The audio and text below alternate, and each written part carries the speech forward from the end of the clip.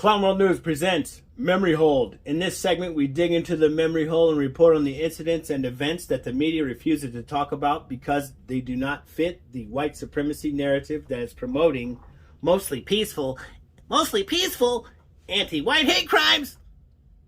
Which brings us to our first topic. Darrell Edward Brooks Jr.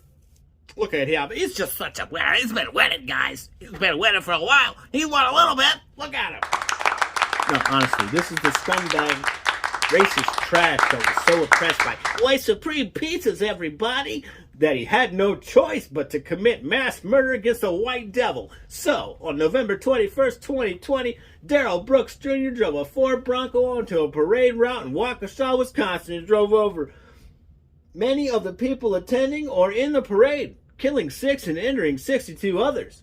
The victims in this case were all white, and this is an obvious hate crime.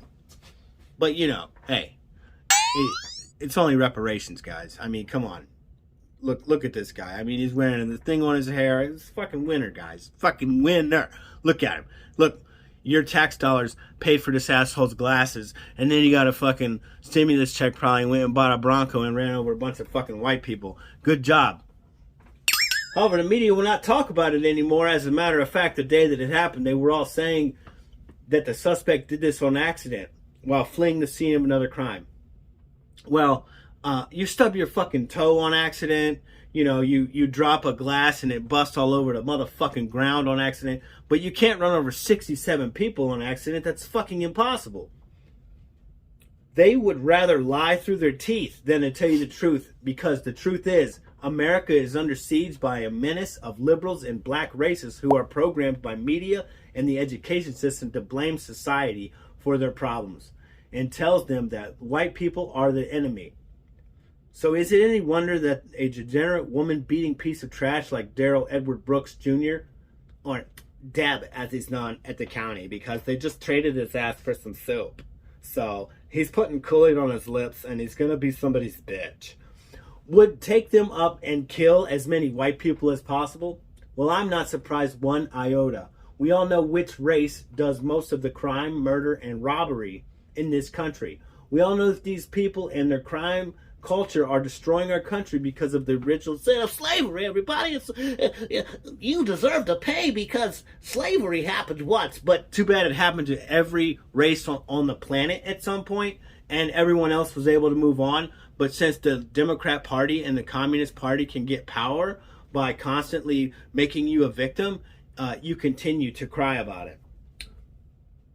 Holding POC, or people of color, accountable to our societal norms is racist, so we must let them operate their criminal enterprise with impunity, because holding them accountable, well, if you hold somebody accountable for a crime they did, well, that's racist and white supremacy. But this is Mr. Brooks' current state of being. Like I said earlier in the video, he's in jail where he's going to be for a little bit until some asshole says, oh, well, bail is racism and we got to let him go. He's got some more white people to kill everybody.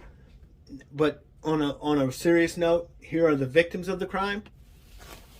This is Jackson Spark. He was 8 years old and that monster ran him over because he was white. This is Tamara Durand, 52 years old, killed by this monster, by this slimebag racist because she was white. Virginia Sorensen, 79 years old, killed because she was white. Leanna Owens, 71 years old, killed because she was white. Jane Coolidge, 52 years old, killed because she was white. Wilhelm Hospel, 81 years old, killed because he was white.